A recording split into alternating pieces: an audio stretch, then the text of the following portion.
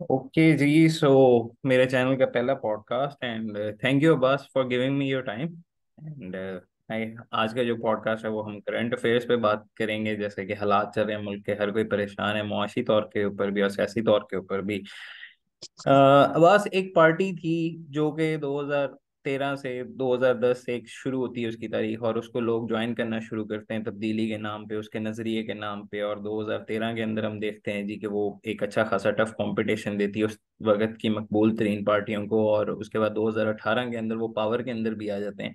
और वो फिर इलेक्टेबल्स को भी लेके आते हैं, ये इस नज़रिए के साथ कि ये इलेक्टेबल्स की ज़रूरत है हमें इलेक्शन जीतने की। और वो फिर 3 साल बाद हम देखते हैं कि जहांगीर तरीन साहब के जहाज़ के अंदर वो इलेक्टेबल्स आते हैं और वो फिर उड़ जाते हैं। और अब जो है, कल ऐसे कुछ एपिसोड्स होते हैं जी कि भाई वो काफ़ी सारे जो उनके पुराने कारकुन थे वो भी उनको छोड़ के जा रहे होते हैं। और उसके बाद 9 मई के वाकयात।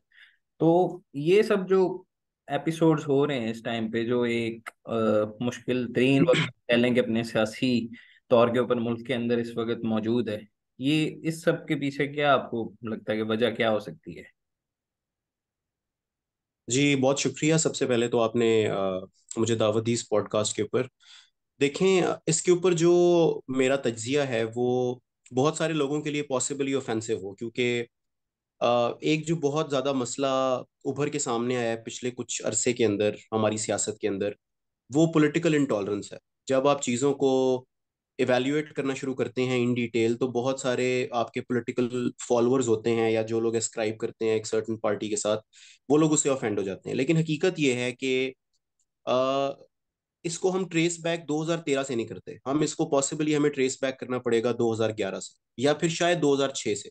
ठीक। 2006 से मैं इसको ऐसे ट्रेस बैक करता हूँ कि जब पाकिस्तान के अंदर मौजूद जो दो बड़ी पॉलिटिकल पार्टीज थी, पीपल्स पार्टी और मुस्लिम लीग नून, बिल्कुल। तो इन लोगों ने मिसाक जमहूरियत आपस में जो है वो साइन किया। सही। आप अगर 1970 के बाद की सियासत देखें तो बारिंग दरमियान में जो डिक्टेटरशिप्स आई हैं, इन दो पॉलिटिकल पार्टीज ने ही बारियां ली थी। पीपल्स पार्टी की हुकूमत रही या नून लीग की हुकूमत रही, जब भी सिविलियन गवर्नमेंट्स आई और जब भी इलेक्शंस हुए। तो 2006 में इन्होंने किया मिसाक जमहूरियत, और उस मिसाक जमहूरियत के अंदर इन्होंने सर्टन टीओआरस कह लें या फिर कुछ एसओपीज कह लें या फिर कुछ चीजों के ऊपर कंसेंसस अचीव किया सही। कि सियासत के अंदर ये होना चाहिए, ये नहीं होना चाहिए। हमें कुछ ऐसी डेमोक्रेटिक फोर्सेस हैं जिनका साथ देना है सियासत के अंदर, और नॉन डेमोक्रेटिक फोर्सेस का साथ नहीं देना।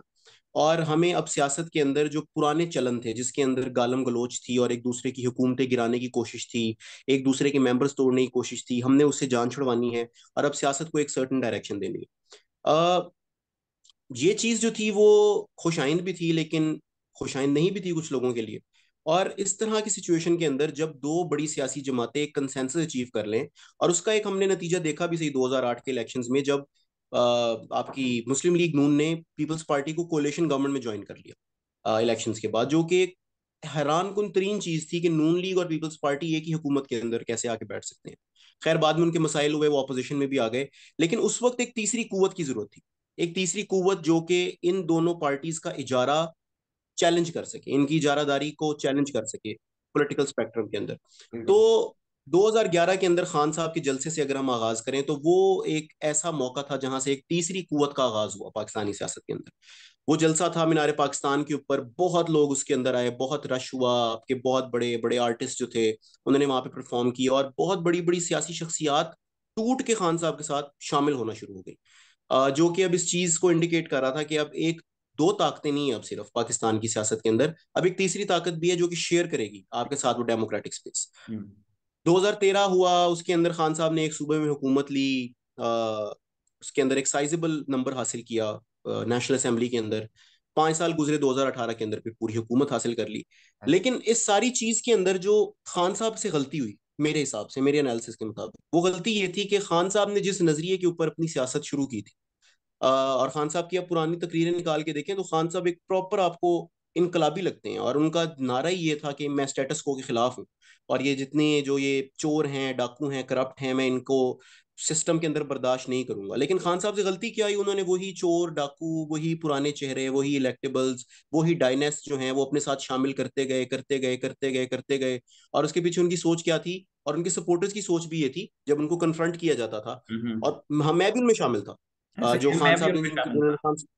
जिन्होंने खान साहब के लिए वोट किया 2018 में। तो हमें जब कन्फ्रंट किया जाता था कि ये खान साहब क्या कर रहे हैं, सारे इलेक्टेबल्स को इकट्ठा कर रहे हैं, तो उस वक्त हम ये जवाब देते थे कि जी, पाकिस्तान की सियासत चलती है टॉप टू बॉटम। अगर आपके ऊपर एक विजनरी आदमी बैठा है और एक बंदा जो है वो ताकतवर है, तो नीचे वाले कुछ भी नहीं कर सकते। कुछ भी नहीं कर सकते। लेकिन वक्त ने हमें भी गलत साबित किया, और वक्त ने शायद पॉसिबली खान साहब को भी गलत साबित किया। और वक्त आने के ऊपर जैसे ही प्रेशर पड़ा, वो जितने चेहरे खान साहब ने एक्यूमुलेट किए थे, उनको तोड़ना बहुत आसान था, वो अलग हो गए, और इस वक्त करंटली तो डिसमेंटल होती हुई नजर आ रही है। ऐसे ही मैं भी यही एक चीज देखता आ रहा हूँ कि शायद अब खान साहब जो है वो अपनी एक जिद है उनकी, या फिर वो कह लो कि वो अभी तक ये समझ रहे हैं जी कि उनका जो नजरिया था वो ठीक था। और इस तरह से देखा जाए तो वो एक आहिस्ता आहिस्ता से बिल्कुल ही चीजें जो है वो मजीद खराब तर होती जा रही हैं। और उसके बाद खैर अब आते हैं दूसरी तरफ इलेक्शंस की तरफ कि इलेक्शंस जो हैं वो हमें एक समझ आता है कॉन्स्टिट्यूशनली के 90 दिन के अंदर अंदर होने, ये एक आयन की वो शिक है, और आयन ही इसके ऊपर कहता है कि जी के 90 दिन के अंदर अंदर होने चाहिए।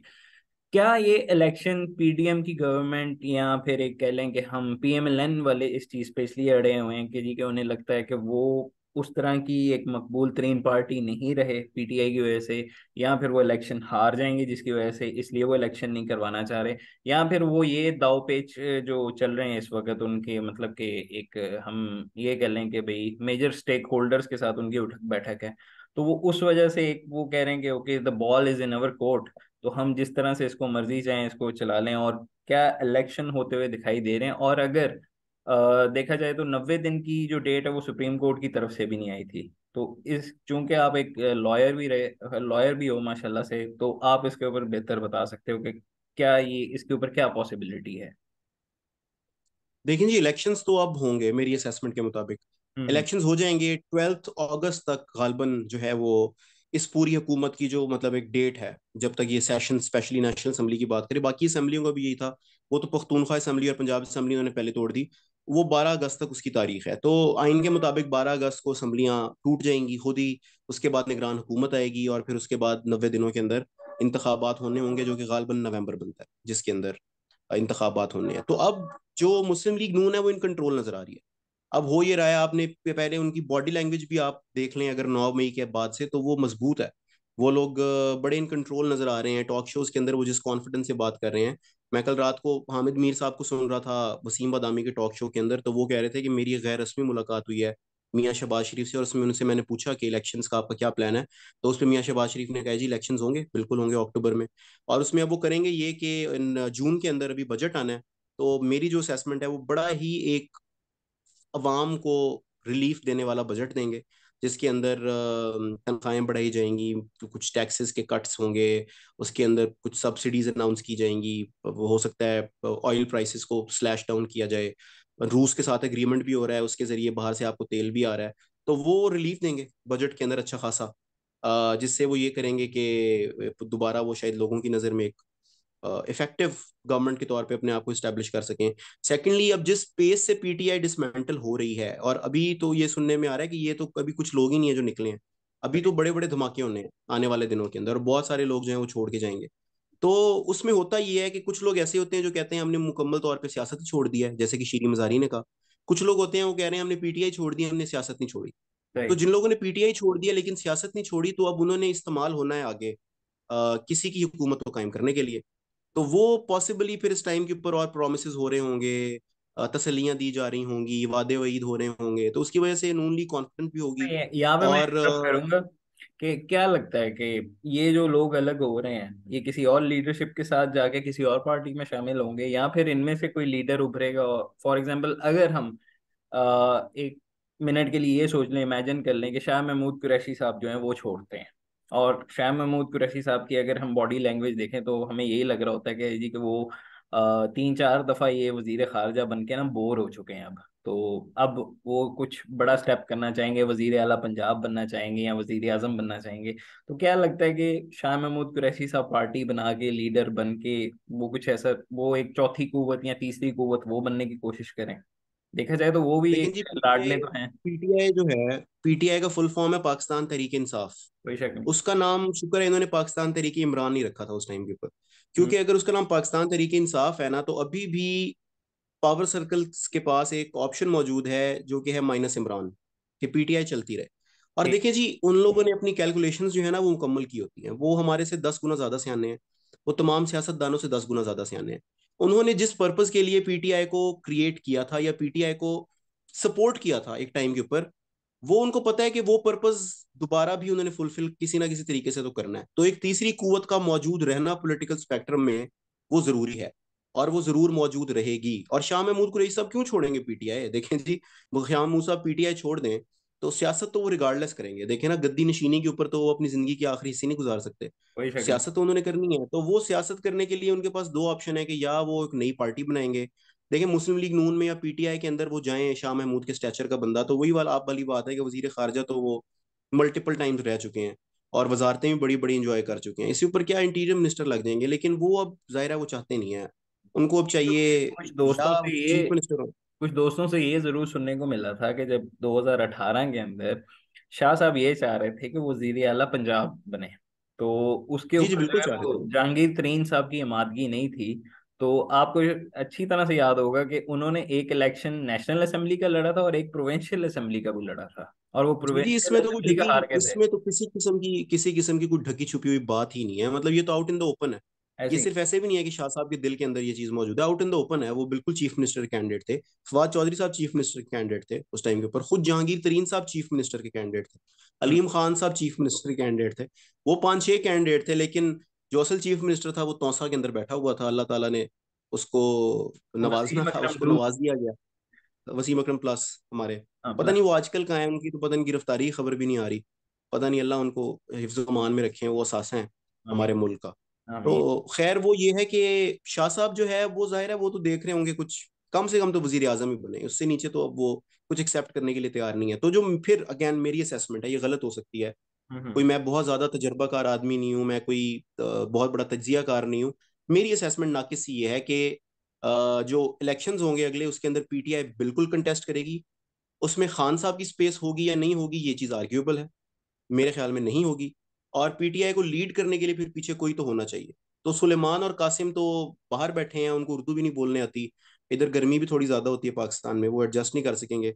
तो शाह महमूद साहब ही हैं, कुरैशी साहब ही हैं उसके बाद तो। वो उनको भी समझ आ रही है, उनको भी नजर आ रहा है, तो वो बेवकूफ थोड़ी है कि वो पीटीआई छोड़ेंगे। कोई शक वो तो नहीं। उधर ही हैं और वहीं पे रहेंगे।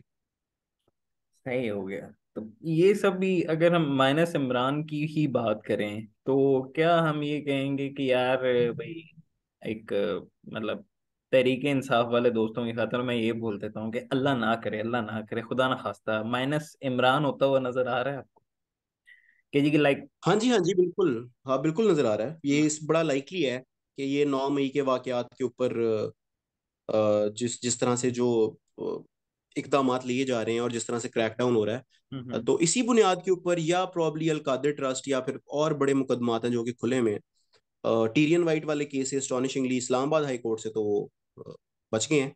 लेकिन उसको भी जवाब बनाया जा सकता है। लेकिन बहुत सारी चीजें हैं जिसकी बुनियाद पे खान साहब डिस्qualify हो सकते हैं, बिल्कुल हो सकते हैं, नाअहल हो सकते हैं। मियां नवाज शरीफ देखें, डिस्qualify कर दिया था उन्होंने 2017 के अंदर, तो इलेक्शन नहीं लड़ा था उन्होंने 2018 वाला। तो अगर माइनस नवाज हो सकता है, एक ऐसा बंदा जो 3 दफा वजीर आजम रहा है मुल्क का, तो माइनस इमरान कौन सा कर लो इतना मसला? माइनस इमरान भी हो जाएगा, और हम्म। होता हुआ नजर भी आ रहा है। तो फिर यही हो सकता है जी कि खान साहब जो है वो लीड कर रहे हो, लेकिन आगे जो है वो पार्टी कोई और चला रहा हो। जैसे कि फॉर एग्जाम्पल शाह महमूद कुरैशी साहब आगे कहते हैं जी कि मेरे लीडर तो इमरान खान ही है, बेशक मैं वजीर आजम बन गया हूँ, जैसे खाकान हाँ अब्बासी जी, साहब कहते होते थे। तो जी जी, इसका वो ऐसे ही होता है, वो तो जाहिर है ऐसे ही होता है। वोट तो खान साहब का है ना, वोट बैंक तो खान साहब का है, वोट बैंक तो किसी और का नहीं है। तो वो उनके बगैर सियासत पॉसिबल नहीं है। शाह महमूद ये तो नहीं कह सकते आगे कि खान साहब जो थे वो स्टूपिड थे, या खान साहब से को मैं डिसोन करता हूँ और मैं पीटीआई चला रहा हूँ। वो ऐसे ही। ऐसे तो नहीं चला सकते। हाँ, बिल्कुल।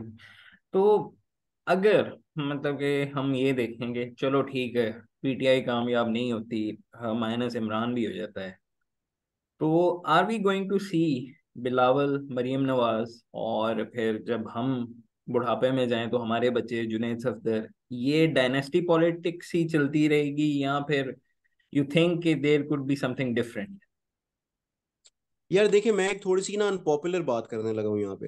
मतलब पॉसिबली अनपॉपुलर बात हो सकती है, और ये बात मैं भी इतनी कन्विक्शन से नहीं कर रहा, ये एक रैंडम सोच है। सही। मुझे लगता है कि पाकिस्तान की जो सर्कमस्टांसेस हैं उनको मद्देनजर रखते हुए डायनेस्टी पॉलिटिक्स शायद जरूरी है थोड़ी सी। द फैक्ट कि मुस्लिम लीग नून भी इस वक्त तक कायम है और पीपल्स पार्टी भी इस वक्त तक कायम है, आमरीयत के दौर गुजार के, क्रैकडाउन्स गुजार के, जिला वतनी गुजार के, नाअहलियां गुजार के, जेलें गुजार के, सब कुछ गुजार के, तो उसकी वजह यही है कि हर किसी के पीछे एक पॉलिटिकल सक्सेसर था। सही। 1977 में जुल्फकार भुट्टो को फांसी दी गई, पीछे उनकी बेटी मौजूद थी, एक बेटा भी मौजूद था, जो जिनकी आपस में खैर नहीं बनी। मियां नवाज शरीफ जो है वो लंदन के अंदर बैठे हुए हैं, लेकिन उनकी बेटी है, यहाँ हम्म। पर वो सियासत कर रही है। शहबाज शरीफ जेल में चला जाए तो पीछे हमजा शहबाज है, हमजा शहबाज है, शहबाज। तो खैर जिस तरीके की सियासत देखे ना, यहाँ पर कोई अपनी प्यूरिटन फॉर्म के अंदर डेमोक्रेसी तो है नहीं पाकिस्तान के अंदर। सही। और खान साहब को अल्लाह ताला लंबी उम्र दे, और हकीकी तौर पे खान साहब के साथ कोई हादसा ना हो, कोई मसला मसाइल ना हो। खान साहब, हम ये भी उम्मीद करते हैं कि ठीक तरीके से सियासत भी करते रहें, लेकिन देखें ना, खुद एक रैंडम आदमी पाकिस्तान में सोचे कि खान साहब को एक मिनट के लिए आप इमेजिन करें कि वो नहीं है, उसके बाद पीटीआई क्या चीज़ है? पीटीआई कुछ भी नहीं है। सही। तो डायनेस्टी पॉलिटिक्स पाकिस्तान जैसे सियासत के अंदर शायद एक इतना बुरा आइडिया नहीं भी है, इसमें क्योंकि मैं जिस तरीके से। वो भी कोट करूंगा कि जो आपकी लास्ट मैंने पोस्ट देखी थी इंस्टाग्राम के ऊपर, उसके अंदर आपने बड़ी एक जबरदस्त बात की थी कि खान साहब ने बता दिया कि भाई हमें जो है वो इनकलाब चाहिए, ठीक है, उन्होंने एक लीडर बन के बता दिया कि वाई, लेकिन एक बंदा नीचे वो भी होता है कि जो बता रहा होता है आपको कि हाउ उसको इम्प्लीमेंट कैसे करना है। तो वो खान हाँ साहब जी, हाँ के जी, और अंदर देखें वो भी नहीं दे उसमें पाए खान गुजारिश है साहब। कि अनफॉर्चुनेटली अनफॉर्चुनेटली हाओ वाले बंदे जो हैं वो, पाकिस्तान की सियासत की तारीख तो ये बताती है कि वो हाओ वाले बंदे ज्यादा इफेक्टिव हमेशा फैमिली वाले ही रहे। सही। देखें मुश्किल वक्त आया तो पुराने पुराने खान साहब के साथी अब जा रहे हैं छोड़ के। ठीक। लेकिन ये है कि आपका बेटा नहीं आपको छोड़ के जाएगा, बेटी नहीं छोड़ के जाएगी, बीवी नहीं छोड़ के जाएगी। तो डायनेस्टी पॉलिटिक्स जो है इस तरह के एक पॉलिटिकल स्ट्रक्चर के अंदर जहां पर बड़ी पॉलिटिकल विक्टिमाइजेशन होती है, आप सियासत के अंदर आपको सर्टन लॉबीज को अपीज करके चलना पड़ता है अपनी सियासत को कायम रखने के लिए। फिर आपकी सियासत बिल्कुल बूम पे जाती है और फिर ऐसे डिक्लाइन नोज डाइव करती है। तो वो जब सियासत नोज डाइव करती है तो वहां पर उसको कंटिन्यू करने के लिए फिर आपको कोई वारिस चाहिए होता है पीछे, पाकिस्तान को मद्देनजर रखते हुए। तो इसको खान साहब के पास कोई वारिस नहीं है जो खान साहब के साथ सिंसियर हो, मुखलिस हो। और उनके पास तो ये एक पीपल्स मसला पार्टी और पीएमएलएन के पास वारिस मौजूद हैं सारे के है। सारे। बिल्कुल बिल्कुल, उन्होंने तीन तीन नस्लों के वारिस आगे से तैयार किए हुए हैं। बट बिलावल अब शादी करेगा तो पता चलेगा फिर क्या है। ये एक और डिबेट है फिर। तो इसके ऊपर अगर मैं एक जो बात हमेशा रखता होता हूँ कि अगर देखा जाए तो पीएमएलएन के अंदर एक बहुत ही ज्यादा कॉम्पिटेंट लोग और भी रहे हुए हैं, जैसे अपना ख्वाजा आसिफ साहब हैं, ठीक है, उसके बाद चौधरी निसार साहब बहुत बड़ी एग्जांपल थे, अभी तो नहीं है वो पीएमएलएन के अंदर। और हम्म। दूसरा ये भी था कि मेरी एक वो नून लीग के दोस्त के साथ बात हुई थी, वो उनके सोशल मीडिया मैनेजर हैं।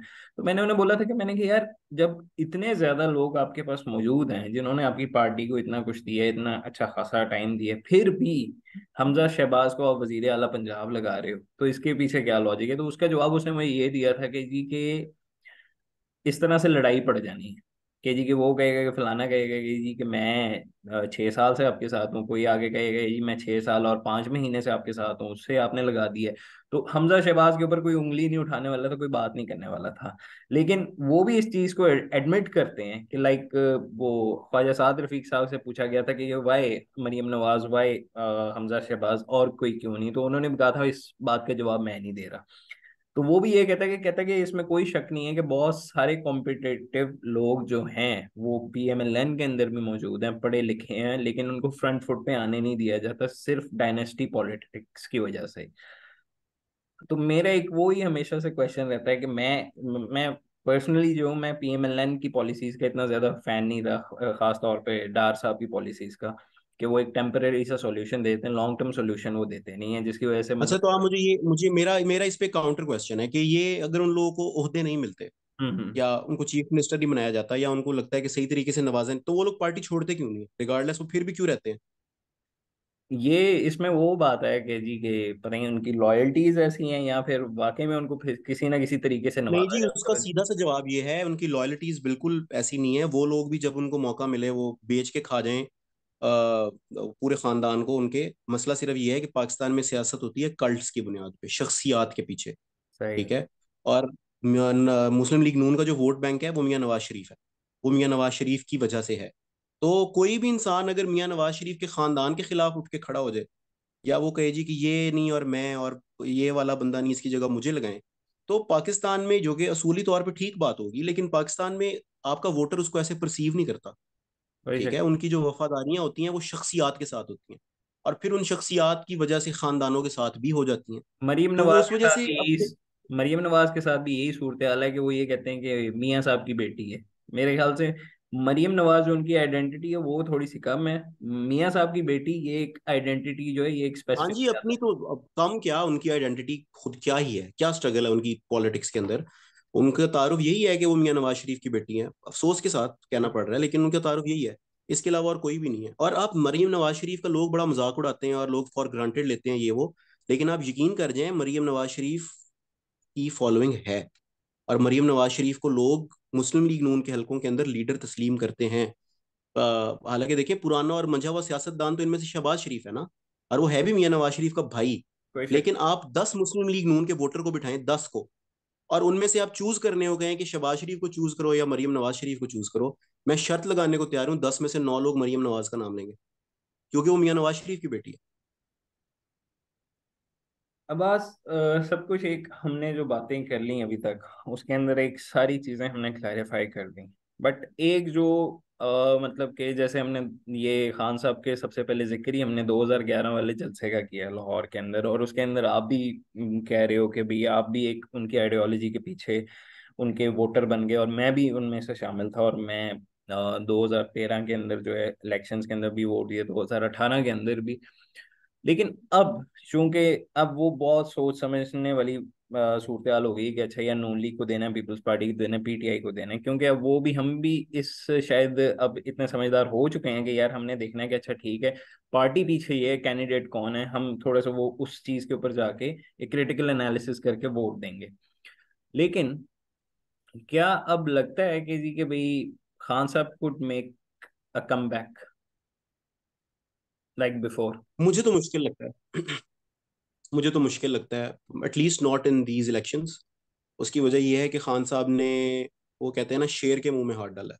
सही। तो मतलब मैं ये कहते हैं इलेक्शंस वाले शेर की बात नहीं कर रहा, वो इस वक्त कुछ खास नहीं कर सकता, लेकिन असल शेर के मुंह में खान साहब ने हाथ डाला है। और एटलीस्ट इन इलेक्शंस के अंदर तो नहीं, बिल्कुल भी नहीं। सही। कोई कमबैक का चांस नहीं है। आप 2018 का इलेक्शन याद करें, 2017 में नवाज शरीफ नाअहल हुआ, 2/3 मेजोरिटी थी। ऑनेस्टली स्पीकिंग 2013 से 18 का दौर अच्छा दौर था। आप आज अगर इफ यू लुक बैक और आप कंपेयर करें, तो हम इकोनॉमिकली साउंड थे, पाकिस्तान हाँ। की ग्रोथ हो रही थी, हालात ठीक थे। तो यानी कि एक ऐसी हुकूमत जो कि परफॉर्म कर रही थी, जिसके पास 2/3 मेजोरिटी थी, लेकिन उनकी अनबन हुई, उन्होंने उठा के मियां साहब को बाहर मारा, और 2018 के इलेक्शन में मुस्लिम लीग नून कम बैक नहीं कर सकी उस परफॉर्मेंस के साथ भी। तो खान साहब के बैक पे तो परफॉर्मेंस भी नहीं है, नैरेटिव है सिर्फ। और नैरेटिव्स तोड़ना और नैरेटिव्स बनाना, वो उन लोगों के लिए बिल्कुल मसला नहीं, खान साहब बिल्कुल की किसी अगर किस्म मैं का इशू नहीं। परफॉर्मेंस देखा जाए तो ये जो खान साहब क्लेम करते हैं खुद से, जो असद उमर साहब क्लेम करते हैं कि जी के वाकई में उनके दौर के अंदर एक्सपोर्ट्स अच्छी हुई थी, ठीक है। लेकिन और जो है थोड़ी बहुत ये इसकी कंस्ट्रक्शन साइट के ऊपर जो है वो जॉब जनरेशन ज्यादा होनी शुरू हुई थी, ठीक है। वो असद उमर साहब का एक पॉडकास्ट में सुन रहा था, तो उससे उनसे पूछा गया कि आप ये रियल एस्टेट और ये प्रॉपर्टी टाइकून्स इनको क्यों फैसिलिटेट कर रहे थे? कहते हैं इनको नहीं फैसिलिटेट कर रहे थे, हम कंस्ट्रक्शन की साइड पे गए हुए थे क्योंकि वो हमने उसके सारे वो पैरामीटर्स देखे थे और उसके अंदर जो है जॉब जनरेशन ज्यादा हो रही होती थी। तो लेकिन मैं ये हमेशा से कहता हूँ कि उनकी जो चीजें अच्छी चीजें हैं वो हाईलाइटेड नहीं हुई मीडिया के ऊपर भी और काफी जगहों के ऊपर भी, लेकिन वो इतने ज्यादा उनके ब्लंडर उन्होंने मार दिए कि वो ज्यादातर हाईलाइट हो गए। जैसे सबसे बड़ा ब्लंडर ये है कि शेर के मुंह में हाथ डाल दिया, उसके बाद तो वो चीजें जो है वो मजीद, वो फिर हर चीज नेगेटिव ही। अच्छा नहीं, देखिए, ऑनेस्टली ऑनेस्टली स्पीकिंग, हम इसमें ना टोटली जो शेर है, हम्म। हम उसको भी कसूरवार नहीं ठहरा सकते। आप देखिए ना, आप खुद मौके देते हैं। अब जो भी है, 9 मई के जो वाकयात हैं, ऐसे ही। ठीक है ना, वो छोटी बात नहीं है। कोई शक वो कोर कमांडर हाउस को, आप उसको जिनाह हाउस कहें या कोर कमांडर हाउस कहें, ठीक है, मुझे तो लगता है कि मतलब माजरत के साथ, लेकिन जिनाह हाउस से ज्यादा सैंक्टिटी उसकी कोर कमांडर हाउस के तौर पे ही है आज 2023 के अंदर। ठीक नहीं। है, तो आपने कोर कमांडर हाउस को जाके आग लगा दी है यार। आप फौजी, आप जीएचक्यू पे हमला कर रहे हैं, आप मुजस्मे तोड़ रहे हैं शोधा के। तो ये कुछ तो आप बिल्कुल सेंसिटिविटीज को जाके हिट कर रहे हैं ना। और देखें, ये दुनिया का सबसे बड़ा झूठ है कह देना जी कि हमारा इससे कोई ताल्लुक नहीं है। ऐसा नहीं होता। ठीक है जी, रैंडम लोग उठ के जो है वो जाकर इस किस्म की चीजें नहीं कर सकते। ये एक पॉलिटिकल नैरेटिव था जो कि लोगों को इंस्टिगेट कर रहा था पिछले काफी टाइम से, हकीकी आजादी के नाम पे और गुलामी की जंजीरें तोड़ने के नाम पे। और खान साहब ये बार बार कहते थे, वार्न करते थे, मुझे गिरफ्तार किया तो फिर ये हो जाएगा और वो हो जाएगा। तो फिर ये वो तो होना था, और ये वो तो हुआ। तो वो अब वो मतलब सिर्फ शेर के मुंह में हाथ डालना नहीं है, ये एक्चुअली उन्होंने बहुत बड़ा ब्लंडर मारा है, अपने हाथ पांव पे कुल्हाड़ी मारी है। और अब इसको वजूहात, इसको वजह बना के, इसको इस्तेमाल करके बहुत मुश्किल है कि अब खान साहब को कम बैक करने दिया जाए। और एक चीज मैं इसके अंदर आखिरी ऐड कर दूं। लोग कहते हैं जी कि बेनजीर को भी उन्होंने निकाल दिया, तो जिला वतन कर दिया था, मुल्क से बाहर भेज दिया था, लेकिन बेनजीर का भी कम बैक हुआ। मियां नवाज शरीफ को भी उन्होंने मुल्क से जिला वतन कर दिया था, 2 दफा मियां नवाज शरीफ ने कम बैक किया। ऐसे। तो इसमें आप इस चीज को थोड़ा समझें, जब उन्होंने कम बैक्स किए तो उनके पास अभी, उनकी उम्र वो थी कि उनके पास एक सर्टन टाइम था पॉलिटिक्स करने का। खान साहब परसीव लगते नहीं है, मतलब हम लेकिन 70+ तो हैं खान साहब। लगते नहीं है, लेकिन फिर भी 72 तो है ना। हाँ। ठीक है ना। तो इस वक्त जो इंसान 72 है उसके बारे में ये अजम्पशन तो आप मतलब बिल्ड कर लेते हैं कि इसको लॉन्ग टर्म प्लान के अंदर हम नहीं देख सकते अपने। कोई शक ठीक है। नहीं। तो वो बेशक उस वक्त उनको जिला वतन किया गया, बाहर भेजा गया, तो वो 35-40 साल के थे उस टाइम के ऊपर। उनके लॉन्ग टर्म प्लान्स में शामिल थे कि कहीं ना कहीं ये वापस रीअकोमोडेट हो सकते हैं सिस्टम के अंदर। तो खान साहब का तो अब बेशक वो मतलब लगते वो 18 साल के हों, या फिर वो अभी भी बहुत तेज भागते हों, या परफॉर्मेंस उनकी बहुत अच्छी हो, जो भी हो, लेकिन वो उम्र तो उनकी 72 साल है। हाँ। अच्छा। आ, थोड़ा सा इन सब चीज़ों से हट के एक सवाल है मेरा आपसे। I know you since like 5 to 6 years, और एक हमेशा से हमारा एक अच्छा ताल्लुक रहा है, and we always had intellectual discussion. और ऑन कैमरा मैं कह रहा हूँ कि काफ़ी सारे लोगों को खटकती भी है हमारी मुलाकात, हमारी दोस्ती और हमारी बातचीत, और ये पॉडकास्ट भी शायद खटके कि मुझे बाद में वो ये भी कहें कि अब्बास के साथ क्यों किया आपने। तो खैर मैं ये पूछूंगा आपसे कि if you get a chance right now, और and you get the ticket of the PTI, so would you contest in the election, and you stand with the Khan Sahab और उन्हें मतलब समझाएं बुझाएं और उनको आमादा करें? If you get the chance, so you will do it? नहीं जी, बिल्कुल भी नहीं। उसकी वजह यह है कि मैंने पर्सनली भी खुद पिछले 1.5-2 सालों के अंदर बहुत गालियां खाई हैं लोगों से। और वो इसकी वजह यह है कि खान साहब के ऊपर तनकीद जो है वो मैं मुसलसल ही करता रहा। हम्म। मतलब आप कह लें कि 2019 20 ऑनवर्ड्स। ठीक सही। है। तो मैं खान साहब के ऊपर जब तनकीद करता था तो मेरे बहुत सारे ऐसे लोग जिनसे मेरा इज्जत का ताल्लुक था, जो मतलब मेरे जूनियर्स थे शायद, या जो मेरे से उम्र में छोटे हैं, ऐसे। तो मैंने उनसे भी गालियां खाई हैं। मैं बड़ी ईमानदारी से आपसे बात कर रहा हूँ, क्योंकि वो खान साहब ने तो अदम बर्दाश्त इतनी फैला दी थी ना अपने बच्चों ऐसे। के अंदर। ऐसे ही। और वो जो दो दो अल्फाज इस्तेमाल होते हैं उनके फॉलोअर्स के लिए, उनमें से मैं एक भी इस्तेमाल नहीं करूंगा, लेकिन वो जो थे उनके अंदर इतनी अदम बर्दाश्त और इतनी इंटॉलरेंस फैल गई। तो बात करने का तो कि हमें उसके बड़े रिपरकशंस बर्दाश्त करने पड़े। लेकिन मैंने खान साहब की हिमायत नहीं शुरू की। बहुत सारे आपके उस टाइम पे बड़े बड़े वीलॉगर्स और वो जिन्होंने करोड़ों रुपया छाप लिया एक बहती गंगा में हाथ धो गए। ठीक हो गया, क्योंकि उस टाइम के ऊपर बस आप इधर खान साहब का नाम लेना शुरू करें और ओवरनाइट आपके व्यूज ऊपर और आपकी फॉलोइंग ऊपर और वो सब कुछ। तो देखें, हमने तो उस टाइम के ऊपर भी खान साहब के ऊपर तनकीद जारी रखी। और अगर उस टाइम पे भी खान साहब टिकट ऑफर करते, जो उन्होंने कभी भी नहीं करना था क्योंकि मेरे पास 5-6 करोड़ रुपया नहीं है, कोई शक। लेकिन अगर उस टाइम के भी ऊपर टिकट वो ऑफर करते तो मैं तो उस टाइम के ऊपर भी ना लेता, जब ये था कि आप खंबे को भी पीटीआई की टिकट दें तो वो जीत जाएगा। तो हम्म। अब तो जिनके पास टिकटें हैं वो वापस कर रहे हैं, तो मैंने अब क्यों लेना है उनका टिकट। नहीं, मैं अगर आपकी बिल्कुल जगह भी। होता तो मैं ले लेता उस वक्त, क्योंकि स्पॉन्सरशिप भी चल रही थी। तो स्पॉन्सरशिप क्या, आपके पास टिकट हो तो लोग आपको स्पॉन्सर करते थे? नहीं नहीं, वो जहांगीर तरीन साहब उस वक्त स्पॉन्सर कर रहे थे ना। अब वो तो बहुत पहले की फिर बात है ना। हाँ। ठीक है। तो काफी सारी चीजें जो है वो एक समझ में आ गई, और आई होप के things will get better for the Pakistan. और आखिरी सवाल कि अगर किसी बंदे को इस टाइम मौका मिले पाकिस्तान से निकलने का, निकले वो? पहली फुर्सत में सर, पहले। पहली फुर्सत में, ठीक है, लीगल तरीके से। पहली बस। इलीगल तरीके से ना ही निकले, मतलब वो तो मैं बिल्कुल मशवरा नहीं दूंगा कि रिस्क होता है, डंकी वगैरह लगाना, सारा कुछ करना। नहीं नहीं, उससे मैं बिल्कुल बिल्कुल वो मशवरा नहीं दूंगा कि आप इलीगल तरीके से जाएं। लेकिन वैसे हाँ, लीगल तरीके से आपका जुगाड़ लगता है, आप बाहर जा सकते हैं, तो 1 मिनट भी ना सोचें। 1 मिनट भी ना सोचें। ठीक हो गया। चलो Abbas, we hope for the better future of Pakistan and for our generations, और अल्लाह ताला सब खैर आफियत रखे। Thank you very much again, and it was nice talking to thank you, you and so much. I really like your analysis. तो उम्मीद करता हूँ आगे भी हम पॉडकास्ट करते रहेंगे, अगर मुल्क के हमारे ऐसे ही एपिसोड्स होते रहे। Thank you very much. इंशाल्लाह इंशाल्लाह। Thank you Allah so much. हाफ़िज़। अल्लाह हाफ़िज़।